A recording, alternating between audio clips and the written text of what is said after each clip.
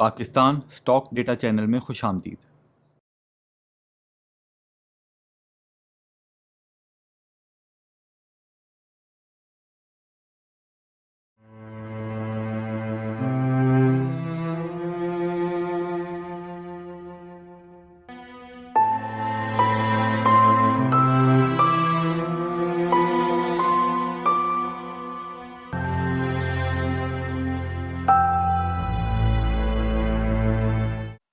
اچھا جی، اس کے بعد ہے جی شیل پاکستان۔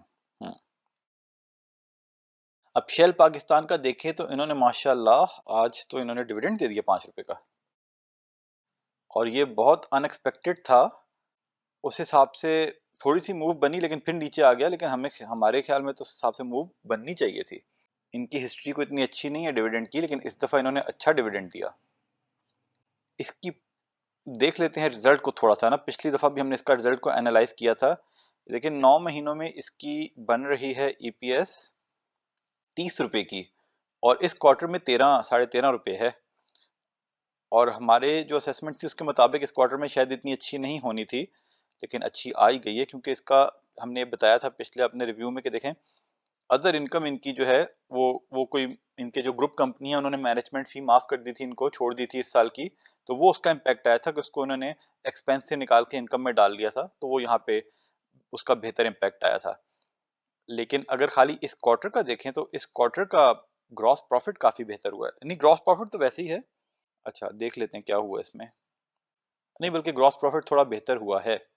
یعنی کہ پچھلے 2 کوارٹرز کا گراس پروفٹ تھا 9 بلین، اس دفعہ 11.5 بلین ہے، 9.3 تھا اس دفعہ ایوریج، اور اس دفعہ 11.4، تو گراس پروفٹ تھوڑا زیادہ ہوا ہے۔ اس کے بعد ایڈمنسٹریٹو ایکسپینسز میں تھوڑی سی لگ رہا ہے کمی کی ہے انہوں نے، ادر ایکسپینسز بھی کوئے ہوئے ہیں جو، اچھا ادر ایکسپینسز بہت کم ہوئے ہیں، یہ ابھی تفصیل یہاں پہ پورا اکاؤنٹس نہیں ہے اس لیے کہنا مشکل ہے کہ پچھلے کوارٹر میں کیا تھا، لیکن یہاں سے ان کو کوئی فائدہ ہوا ہے کہ ادر ایکسپینسز ان کے کم ہوئے ہیں، اور ادر انکم بھی نہیں ہوئی، تو نیٹ میں آپریٹنگ پروفٹ پچھلی دفعہ جیسا ہی ہو گیا ہے،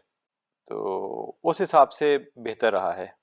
لیکن بہرحال آپ کو تو پتہ ہے مطلب پرائس کے حساب سے اور ڈیویڈنڈ کے حساب سے ویسے تو اس کا ریٹ بہت اوپر ہے، لیکن اس میں جو بھی موو بنی وہ ساری کی ساری اس کی سیل کے پوائنٹ آف ویو سے بنی، اور اب آگے بھی بنے گی، تو اگر بنی تو اسی پوائنٹ آف ویو سے بنے گی،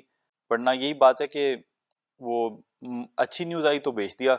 تاکہ لوگ گھبرا کے نکل جائیں، پھر جب ان کا دل کرے گا لے آئیں گے، لیکن ہمیں ایسا لگتا ہے کہ اس کو اوپر ابھی لے کے جائیں گے،